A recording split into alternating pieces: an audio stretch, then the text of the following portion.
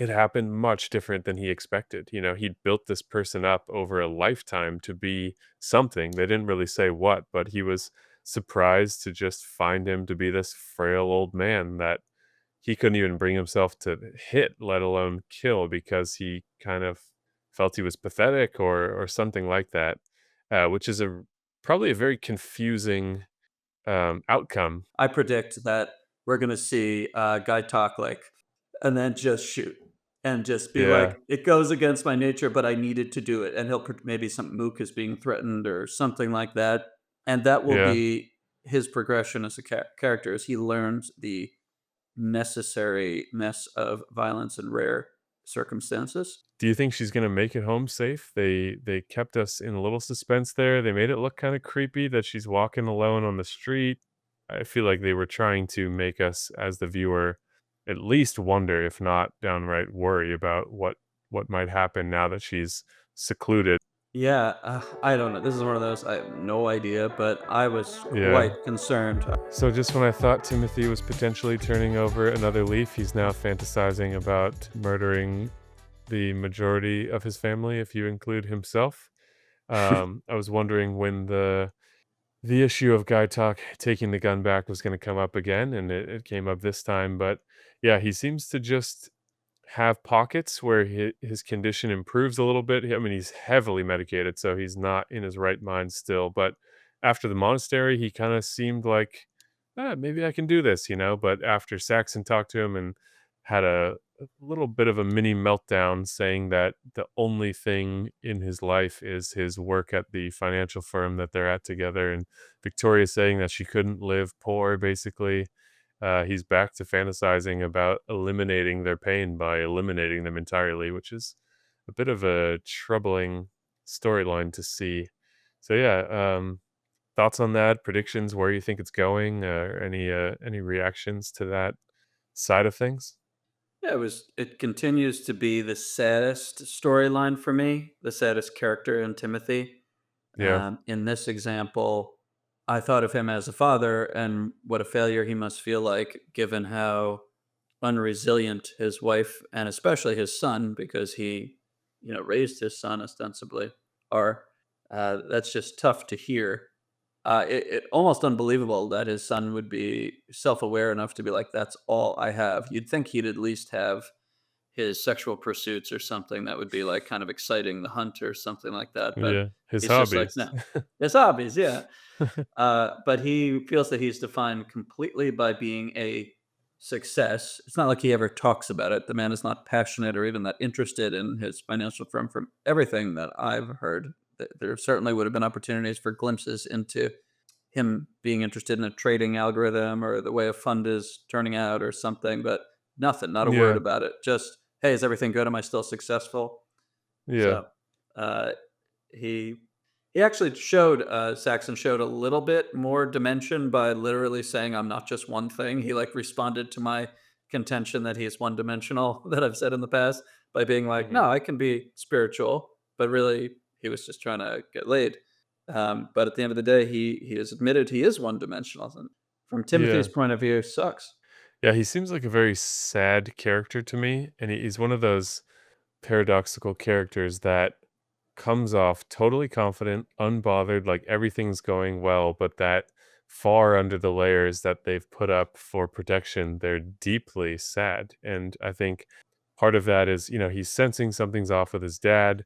He's recognizing, maybe more so suddenly, as the concern with his dad comes up, he's recognizing he doesn't really have a lot going on, doesn't have a lot of dimension to him, which I think for anybody would be a little bit troubling, to feel like your life is quite shallow in a lot of ways. It can be hard for someone like him to notice that, I think. Um, and then it seemed like he was turning to what he knew, which is trying to get girls to sleep with him as a way of maybe trying to make himself feel better.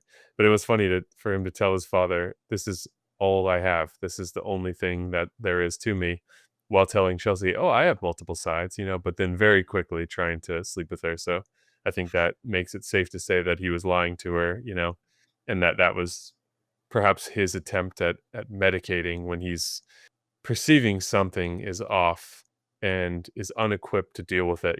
Perhaps that's where his his parents failed him is he's not resilient. I think that I'm seeing the theme of resiliency really appearing. I mean, it's a theme that they named in the last episode, but I think it might reach further, and I hadn't noticed it initially. But he's not resilient. Victoria's not resilient. Uh, Piper is sort of fighting for her resiliency to see if she can find a way to strike out on her own and be her own person, and that might be her way at strengthening her grip over her own life, whereas the others are much more circumstantial and have just taken what's been handed down to them. We'll get right back to the video, but first we just want to remind you that if you're enjoying the discussion, to please like and subscribe, as it really helps out a smaller channel like ours. Additionally, we do a podcast on the channel called Men's Search for Meaning, where we explore and get into all kinds of relatable things about life. It's a lot of fun, so if you want to spend some more time with us, check out those episodes too after this one, and let's get back to it. Yeah, I mean, so far it seems that Piper is resilient, but it's totally unclear what is going on with her since Lochlan, was like, "Hey, I want to stay here with you," and then she just says nothing and kind of becomes upset Yeah. and leaves, and then is just staring up at the ceiling, thinking. Hmm. I'm just like, I can't tell if she's not enjoying it here, if she really wants the chance to get away from her family. I mean, the obvious thing is, hey, I'm trying to actually get away from all this and try to do something on Yeah. my own. I mean, I haven't seen anything that would indicate to me that she's not able to kind of roll with the punches as a person. I mean, she's willing to go into a place where you abdicate everything, pretty much. You're just wearing simple clothes and meditating and eating simple meals. So Yeah. I have to think that she's turned out better than everybody. Lachlan, I guess I don't know, Yeah. but Have a read on that. Let me know what you think of it. So, my take on her reacting to him that way, I was puzzled at first and was trying to figure it out. My take is that's their way of showing that uh, how her family themes sort of run through her, and how we try to be different from our parents, but we do inherit a lot of behaviors from them. And she kind of reacted to him in a small way, like her mom did to her, which was to be like, "No, no, this is not the right time for that. I need to protect you. You shouldn't be doing this. You shouldn't be making your own decision here," because he's at an age where he's maybe he's 18, perhaps 17, but he kind of reads like he would be 18, I guess. And it seemed like she was like, "Oh no, like you shouldn't do that." It's possible that she is wanting to get away from her family, but she seems to really like and appreciate him. So I'm not sure that that feels like the most likely thing to him, but maybe it's their way of showing that she is more similar to her mother than she would care to admit or would like to realize. And she wants that kind of support from her mother. She's not able to give it to this other, younger person who's talking to her. So kind of saw like a mirror type thing going on there where she was reacting similarly to her mother and was ultimately not supportive because, for whatever reason. What do that's you think of interesting. that? Uh, it's possible. It would be a very kind of deep, insightful read if it turns out to be true. That did I'm not. overthinking this show.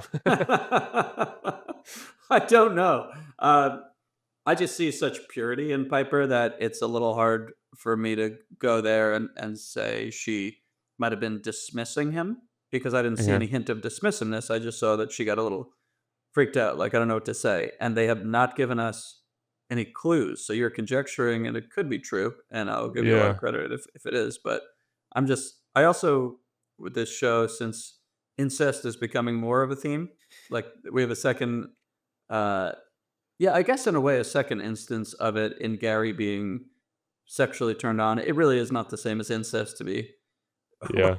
I guess, sexually A turned on cuck. by A cuckold. a cuckold.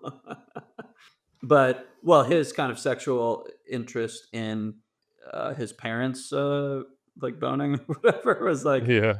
uh, I think that does psychologically make sense, and it's not the same as being like interested in members of your family, but he's very Yeah. intrigued I see what you in mean. Yeah. in a very direct way sexually by something that has to do with his family. Definitely crossed the boundary there for sure. Right. I think there's a difference between indirect and direct because Yeah. someone who's a psychologist once told me that all sexuality begins in the family, and I was like, "Oh, that's a heavy thought." It sounds Yeah. true to me, but deeply subconscious. When you make it, like in that, however you develop sexually, has some origins in the way you were raised and what was forbidden and what was okay and stuff like that. I'm like, yeah, that sounds Yeah. conceivable. But I think when you make it so direct like that, it feels like a real violation. It's an uncomfortable scene. Um, Yeah. but anyway, sorry, did you want to respond to that before I I go to? wanna talk about, the Gary thing for sure because I have some thoughts on that situation and how it might connect to the other, um, things in motion, but with regard to Piper, what do you think is her reason for, not being supportive of the idea of Lochlan joining her there?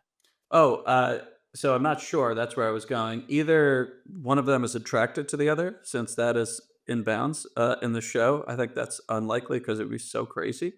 Uh, Yeah. or it's the family. I need to get away from my family. I don't want to be close, even though she does feel so bonded to him. I wouldn't think he counts as a member of the Yeah. family. Like she wouldn't like it if Saxon joined or her dad or her Yeah, mom, yeah, even though her dad is going to join. yeah. Um, so those are my two possibilities, with the first being quite remote.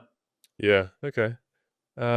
Well, maybe let's move on to the Gary thing since we naturally crossed into that territory. So, starting with what you were talking about, do you think he's for real? Because I feel like he's up to something. I mean, he's a schemer. So, for that to just, I don't know, I'm really struggling with this show and them just being like, the obvious thing is what it is. It's not deeper than that, you know? I'm like, yeah, it's got to be deeper than that, which connects to the Valentin thing that we talked about early, and we'll get to eventually in this episode. But do you think that's true, or do you think he's trying to get Saxon alone without him being suspicious, so he can kill him and make it look like an accident? Because it would be very easy to cover that up, like to drug him or just get him drunk and then have him fall off a balcony or something and pretend that he knew nothing about it. You know? Like, do you really think he just has this desire for Saxon to sleep with his girlfriend, so he can watch and then win her back, you know? Like, I had a really hard time believing that that was true because he's such a schemer. Yeah, I'm just confused. I don't think we can know the answer to that question. If I had to Yeah. guess, I would say it is genuine because that really does sound like a realistic sexual fetish someone could have to me. Mm. I believed it. I was like, wow, this show is doing a really good job of depicting something that really could be the case, but most people would not be able to articulate. They wouldn't be so self-aware that they Yeah. can just state all that stuff that might take like years of therapy to come out with. Like Chloe Yeah. was succinct in Yeah. describing the sexual fetish. So it's like, how do you even remember that? That would be hard to keep in your head because it's so much deeper than the levels that people usually communicate. Yeah, well, here's one piece that clashes and I think maybe is the root of my, skepticism around this. So he mentioned in his previous relationship that he and Tanya weren't having sex. They never had sex because she was too insecure. But in season 2, I think in the opening scene or one of the opening scenes, we see them having sex, and she was wearing lingerie, and she was kind of, like, going out of her way to try to get him excited. So it really seemed like I think he was in that relationship for this long con to set her up and steal her money, so he was ultimately not interested, and she was quite interested, at least in how they depicted, her to us in the relationship. So there he did say something untrue, and that was, like, pretty soon before she died, like, within a week or 2 weeks maybe before she died, so in her mind, they seemed to be in a perfectly normal relationship, and he was the one who was acting like he was going through the motions and was totally disinterested, so directly clashed with something that they know we've seen, and I think that's why I'm like, "I don't buy it," you know, but my track record has not been fantastic so far, so Well, I did not assume they were talking about Tanya. I thought he was married before and they were talking about his like original wife, but because I would think he wouldn't hmm. even mention Tanya. Do Well, Chloe you? knows about Tanya because she said, "Oh, his ex-wife's a real mental patient," you know, like, she jumped off, she just walked into the ocean and never came back, you know, which was the story he told her. So they Oh, seem to at least have fixated briefly on this idea that the ex-wife he's discussing with Chloe has been Tanya, but it's not possible to say for certain which wife they're talking about. It just I don't know, because he's a schemer and because he's tried to lie multiple times and he's kind of more than comfortable uh manipulating people, or at least manipulating their perception of him. I don't believe him. Yeah, I mean, I won't be surprised if that's the case. Yeah. Since I have to take almost a 50-50 bet, I just Yeah, yeah. feel more like I would enjoy more if that was true because it was so, well put, I thought, psychologically. Yeah. Um, what was I gonna say? But I do think it would be overly bold of him to be like, "All right, I might have to kill Belinda, and I might have to kill Saxon." Just, like, go crazy killing people, like, you can't just do that. He had to move out of the country because he Yeah. killed his last wife.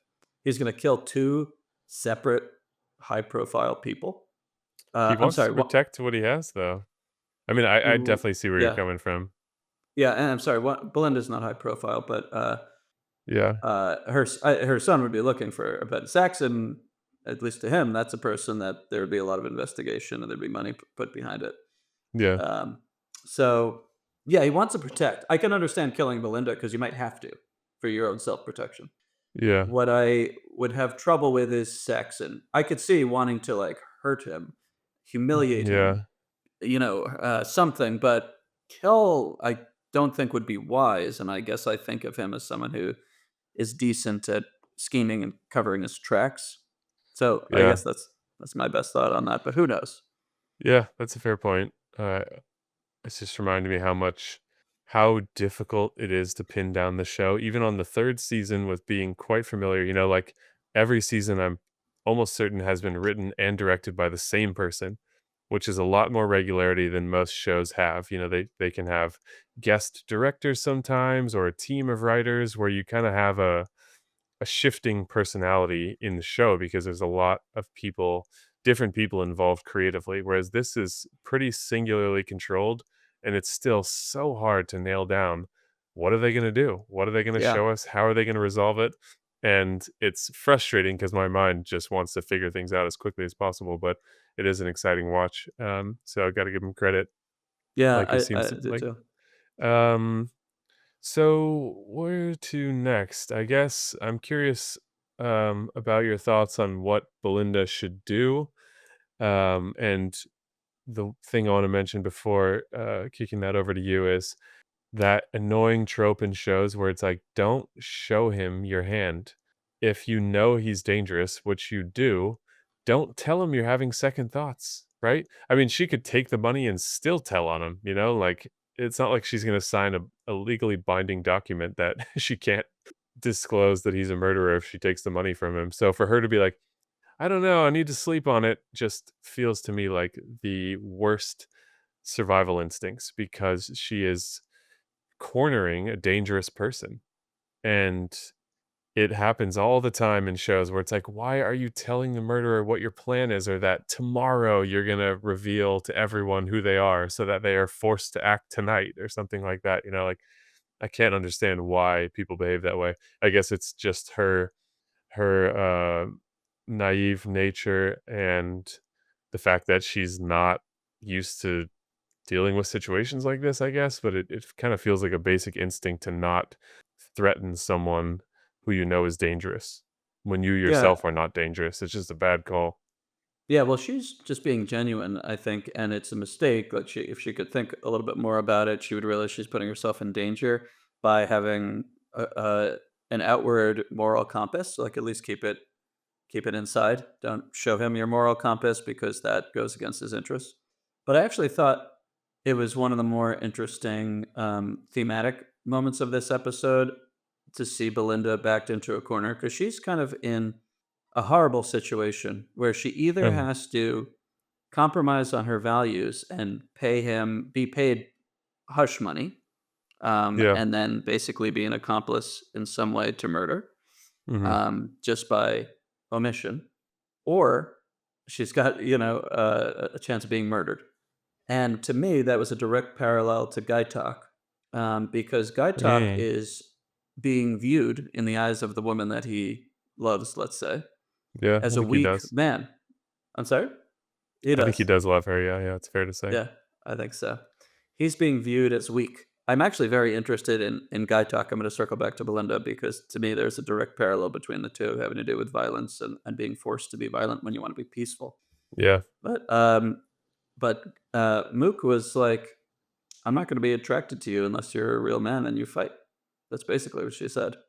And and she he's just look. reacted quickly, and she could not, cover it up, like, that conversation, she sat back, she was disappointed, she stopped eating, like, she really had a strong reaction to that, which makes them feel very incompatible. I think it makes them compatible because I think he has something to learn from her, But and I think she doesn't seem interested in him, she seems disappointed by his weak nature like that, like, yes, her her interest in him just went from maybe 60 to 10, if not right. less. Well, she's totally disappointed in him, and yes, she's deflated. I agree, but he does have the opportunity to basically say, "I want to do this," because she knows that he's a soft man, and he is a soft man.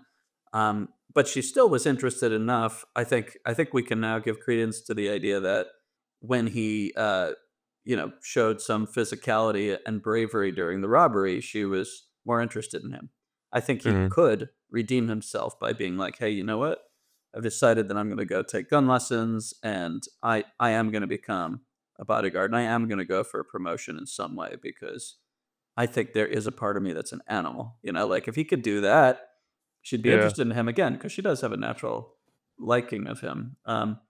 But I think he is sort of screwed because he's a gentleman, and he is basically being told you're going to lose the woman you love if you can't show that you have an animal, a beast within you that yeah, needs to be tamed, that is capable of violence. And I do think that that is a reasonable traditional expectation that she has. I think that mhm, is generally attractive to most women. mhm, Obviously there's going to be plenty of exceptions, but I think most women like to know that you can control it, but you do have a lot of strength that could be used if need be for protecting, let's say. mhm, Um, Belinda also is soft, you could say, in that she is a clear, she doesn't want to get involved in any bad stuff, but she's between a rock and a hard place. She must respond to Gary's violence towards her, and when I say violence, I mean the threat of violence. He has actually hurt her by doing that. She has no choice but to respond. If she does nothing, she will be hunted. mhm. And if he does nothing, then he will not be able to mate. I'm bringing it really back to evolution. But they both need to confront the need for violence. Yeah, I I think that's an interesting point, and I think that he's not gonna be able to do it. He seems so I think he's recognizing that, like, if I want to woo this person, which he really does, he has to do certain things that just aren't in him, that he just doesn't have the ability to do. I think he's pretty clear on who he is at this point, and he's a simple person. He's a gentleman, as you've mentioned. He's probably in the wrong job to begin with, and I just think he doesn't have it in him. It would just be inauthentic. I don't know how they're gonna tie up that loose end there, but I can't see him doing it. I can see Belinda maybe striking out of retaliation or out of fear. She seems to have she can get firm when she needs to. Like when Zion was like, "Oh, we just got here. I want to eat," and she's like, "I'm not messing around. We're leaving now." And he's like, "All right." Like he Yeah, respected that. yeah. So she has the ability to kind of lay down the law in some ways when she needs to, whereas Guy Talk is just gentle in every way. Even when being, violently attacked, he didn't have some aggression that came out. He kind of just got hit and was peaceful. And he seems to be a an archetype of the Buddhist religion that they're weaving into these episodes and, talking about how all violence is forbidden, and he subscribes to that way of looking at things. So, yeah, it'll be interesting to see. I mean, he is carrying a gun now at work and is expected to use it. Um, I just I just can't see him doing it. He just seems to maybe, 10 years younger when he was still learning who he was, maybe that could have happened and would be a teachable moment for him. But yeah, I think him and Mook aren't gonna work out, is my take on it at this point. Yeah, I agree that his character doesn't seem to have it in him. I do agree with you. Mhm. However, I feel like it would be more exciting, and therefore I do predict that he will be the one to like put a bullet in Valentin's head or whoever or Oh, Valentin's shit. Russian friends. You know, if someone's like going around shooting, obviously someone's going Yeah. to do that since we saw in the first episode.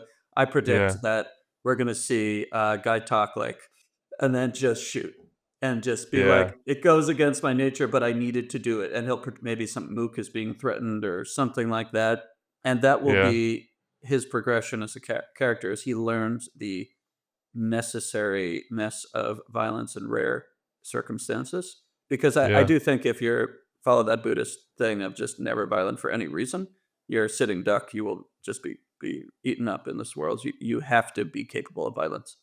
Uh-huh. Um, I think hopefully the show is self-aware, is and they are, kind of wise enough to say like that is true and needs to be brought out as a theme.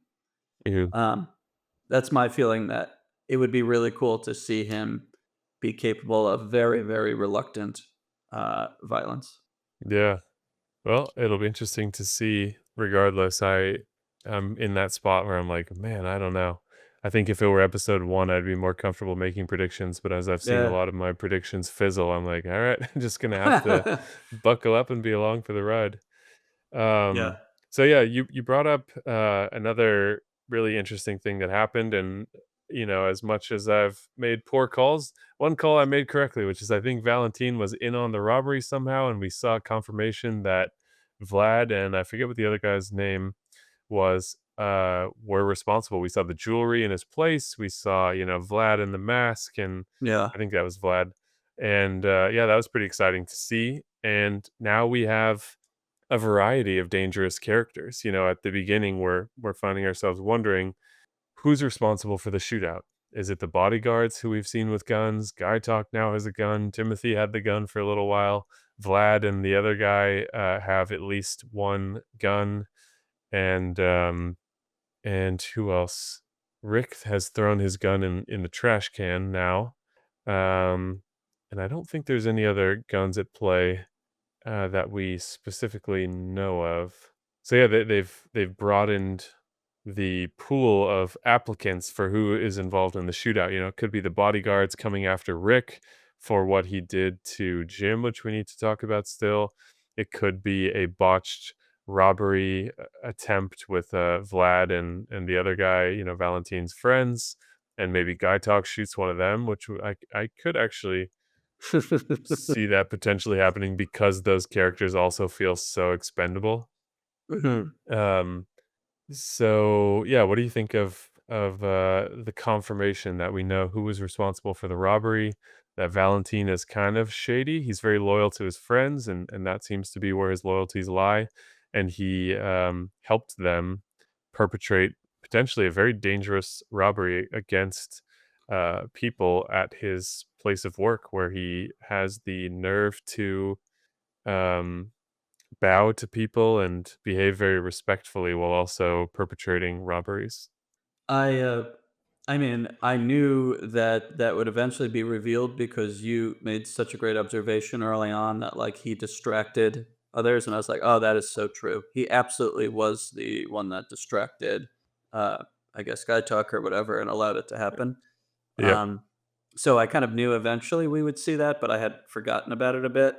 And really, what it did is it made me think about him and his friends being thugs. Like he's a thug essentially.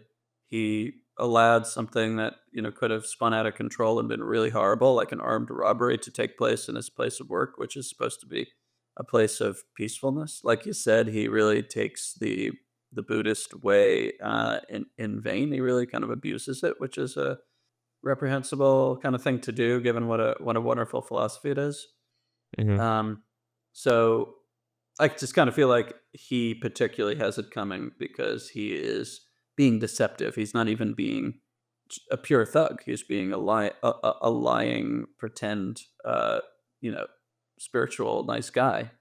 Mhm. When meanwhile, like if his two friends are just robbing people, including the what seemed like the shakedown that was about to take place, that was kind of scary towards Laurie.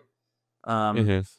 That was almost like a robbery that was about to take place too. I'm like, "Damn, these people are true thugs." Um, Yeah.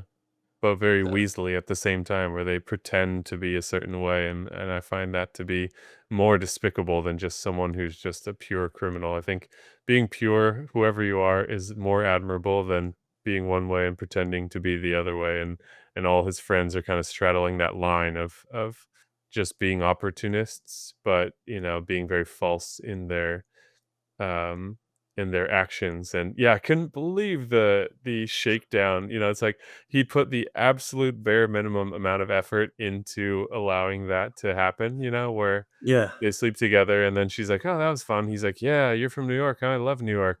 So my mom is very sick. I need $10,000. You have Zelle, you have PayPal, you can give me Cash App." yeah. It's like Yeah. so little effort. It was crazy. I totally agree. I was like, "Damn, wow, he doesn't mess around." This is, it reminds me of, like, scams that happen, I've seen in, like, parts of Europe or whatever, where they Yeah. pretend something and then they just basically like, "You're gonna give me money or you're, gonna be beaten up," or something like that. Yeah, yeah. Um, I was like, "Shit." I really didn't wanna see Laurie have an even worse day. Like, she made herself vulnerable. She's with a man Mhm. that is far stronger than she is physically. She made herself Yep. vulnerable by being naked and having sex with him, and now she's about to be robbed, essentially. Like, I was like, "Oh my god." After having a huge blood kind of fight with her 2 friends that she's traveling across the world with and having Yeah. her life and choices and, questioned, it's like, oh, poor Laurie. I mean, I feel bad for all 3 of the women traveling together, but Laurie, man, she had a Yeah. rough time. Thank God she escaped. I assume she escaped. Yeah, they paused at a very critical moment for his potential character development because I, for some reason, believe to some degree that he was into her in some way and perhaps is utilizing his opportunistic upbringing, to be like, maybe I can get some money out of this.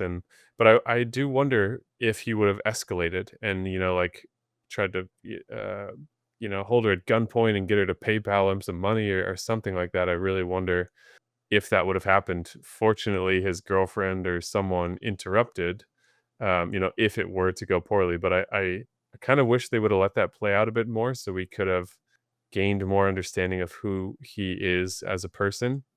Um, because I could see it going both ways, and I feel a little confused now, not knowing Yeah. what kind of a threat he is, or how much he has in him to pretend to be into someone and then to, be willing to harm them a moment later.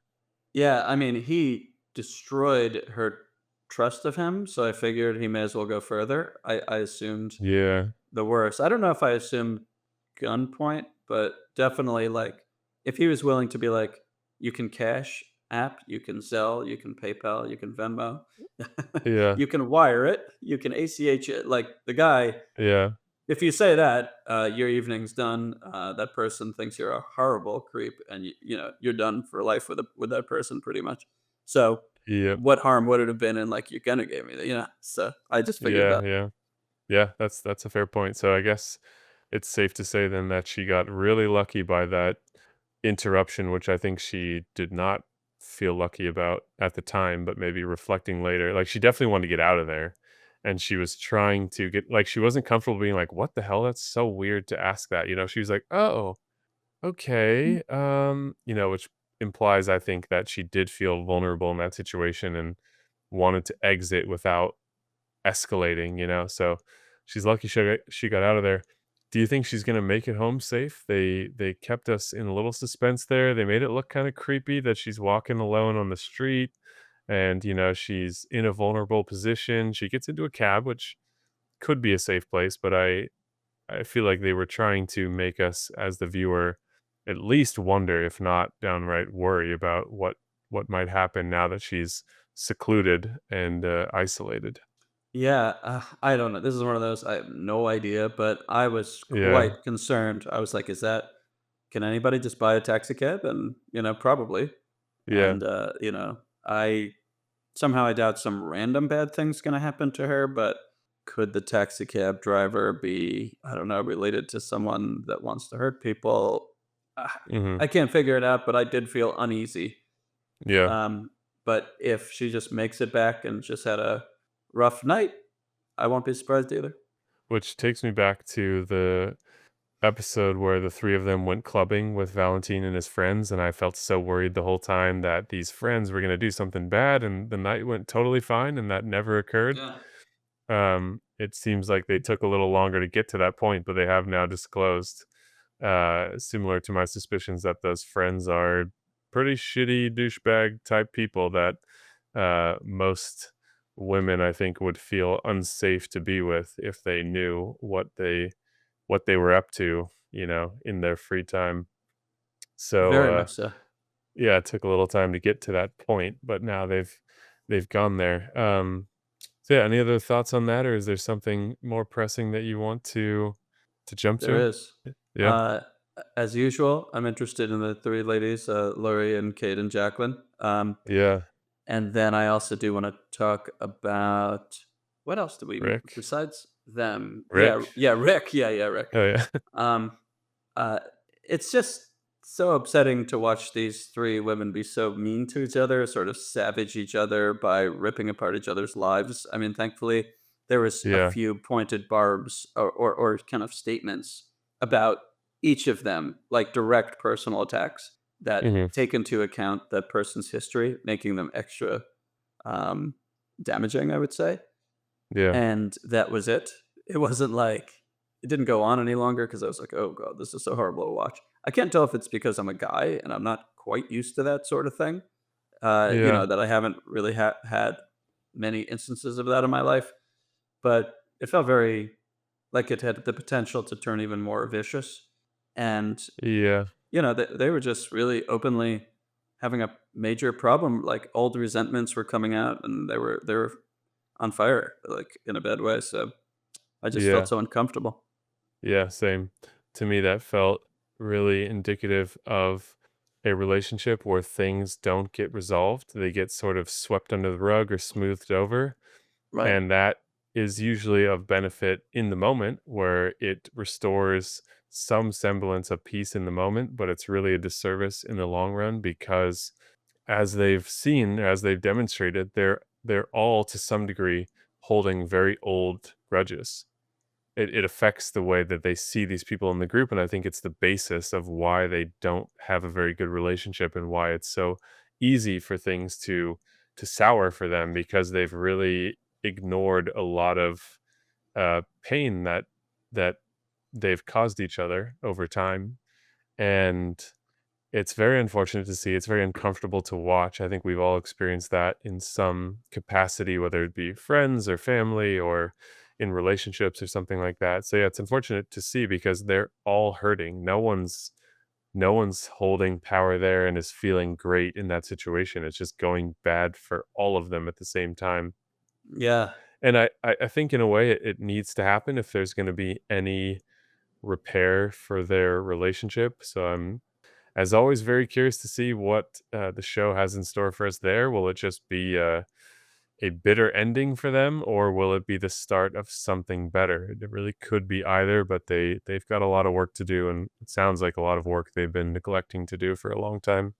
Yeah, I was thinking that certainly, in Laurie's case, she would probably hate the bearer of what could be the truth about her, that because I thought it was pretty astute what Kate said, that essentially the source is the same excuse me, the source is different of the disappointment she's constantly feeling, but the Yeah, disappointment is constant. I was like, "Well, that was an insightful, really unfortunate observation about her friend." It's yeah, the type of thing that somebody would hate you for and not forgive you, but then kind of realize maybe that's true and hopefully take it into account and try to make some moves in your life to change that. yeah. I think it's the kind of thing that any person would wish was delivered more tactfully or more sympathetically Yeah. instead of, as a blow or something like that, because all it did was make her feel defensive and fire back that she thinks her friend is fake. So, she kind of feels like a spotlight was pointed at potentially a weakness of hers or something she struggles with, or perhaps something she's not even totally aware of. And her Mhm. response was not to go, thank you for pointing that out. I do feel like I should work on that for my own happiness. Instead she's like, well, you're fake. You pretend you have a perfect life and you don't. And it just drags them all further down. So they've got some big lessons to learn that I think would probably better their entire lives, or at least all of their or most of their interpersonal relationships. But they, for whatever reason, have a hard time getting to a productive place from these interactions. It just kind of um, deepens the conflict and their own personal unhappiness, which I think causes them to act out more with these negative habits, like, just pretending your life is good instead of addressing the things that aren't good about it, um, Laurie's thing, which is just having perpetual disappointment that you're just the source is changing. That's true. Yeah, I'm with you on that. Um, I don't It's think I hard to had. watch though. Yeah, it was definitely hard to watch, but interesting. I hope something Yeah, good happens from all that, as you said. yeah. Uh, but yeah, I would be good to turn to I think the last characters that we've talked about, which is Rick and his buddy. Yeah, maybe real quick. It was so funny how little preparation Frank did for the meeting there. And she's like, "Oh, which of my movies did you watch?" And he's like, "Oh, it's so hard to remember the title," as if she's not going to say, "Well, like, oh, what was the plot or what character did I play?" or, Uh-huh. like something like that. And he's just like, "Yeah, you were a queen or a royalty or something like that." And then they escalate to him watching just that hilarious video of her dancing and he's like, yeah, it kinda feels like MC Hammer and, Peter Pan. Just thought that was a really well done scene, and it's so Mm. funny watching that video. It's really interesting to watch, like, popular media from other countries, especially when it's old, and just how strange it seems compared to what it is that we are used to. And Yeah. that was just such a great example and, really hilarious to call it, like, MC Hammer and Peter Pan and something else all rolled together, but I loved that, like, super awkward thing and, like, how he didn't even think through he's gonna have to pretend he's a director or just Rick didn't set him up well at all or both. But, yeah, I just wanted to call that out because that was the funniest moment in the episode for me. It was so funny. I was like, "Oh, this character," because I've, of course, seen the actor in many other comedies Yeah, yeah, usually, and I'm yeah, like, "He is just so good, man," because he plays a guy that's sort of unassuming, reasonable guy, but then says crazy or extreme things sometimes, which he totally played yeah, here. yeah, Um, and I was like, "Oh, I love this actor." I was feeling that way watching the scene. I think I enjoyed it just like you did. yeah, Um, but I thought he didn't, think through his character very well, uh-huh, that he was, playing for Rick's benefit, but first of all, what a bro. Like, the fact that he did yeah, that, the fact that he just went into a situation where he might be an accomplice to murder, he might himself get murdered, and he had to yeah, pretend to be something he is way not in a very uncomfortable circumstance with armed bodyguards outside. Like, that yeah, guy was just like, "Well, I may throw away my life tonight, but gotta be a bro." yep, I don't understand him, but that's was very striking to me. yeah. Yeah, agreed. It's kind of an unfathomable favor, especially for it seems like they used to be close and clearly haven't checked in a long time because he hadn't heard about his whole I'm an Asian woman now Mhm. storyline, so they had a lot of catching up to do. Yeah, extreme bro move. And hilarious to watch transpire. And the cover for Rick to confront the boogeyman of his life, the villain of his life. And it almost like those situations, I think, like they always do, it happened much different than he expected. He'd built this person up over a lifetime to be something. They didn't really say what, but he was surprised to just find him to be this frail old man that he couldn't even bring himself to hit, let alone kill, because he kind of felt he was pathetic or something like that, which is probably a very confusing outcome, considering he's built this situation up for his entire life, finally got himself there, and he's probably finding himself a little bit lost and unsure what to do. And he did enough to make the situation bad for himself, and he can't really return to the hotel where Chelsea is because the same bodyguards that now know he is the person who assaulted their boss. They're gonna all be there together. So yeah, kind of a weird situation. What do you read? Um, I forget if I literally said this in one of the previous podcasts, but I expected that he would see a frail older man and not the person he was expecting because Mm, I think the anger and the pain that he's felt is in it's obviously the sadness that his father being murdered, but it's the idea that someone is so cruel, perhaps to have done to be capable of doing that. And what he faced was not a cruel man, but a man who did some business a long time ago and doesn't even remember that it happened because he's probably had to get a bunch of people out of the way as he probably perceives it, as opposed to like cruelly removing somebody, the father from a family or something like that. It was a very yeah, painful, I think, meta idea to confront that killing can be a business to somebody when they're yeah. operating a certain level of crime or money making. Or even the juxtaposition of it toppling his entire life for decades and to the other person not even remembering. Like, I Yeah, think that probably messed with him where he's like, he's obsessed over this day for most of his life, and the other person's like, "Huh, I don't remember that guy."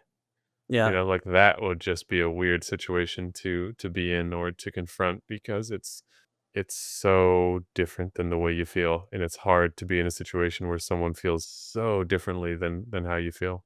Yeah, and something so big to you and so small to someone else. What do you Yeah, do with that? It's almost just a naturally deeply unsatisfying experience.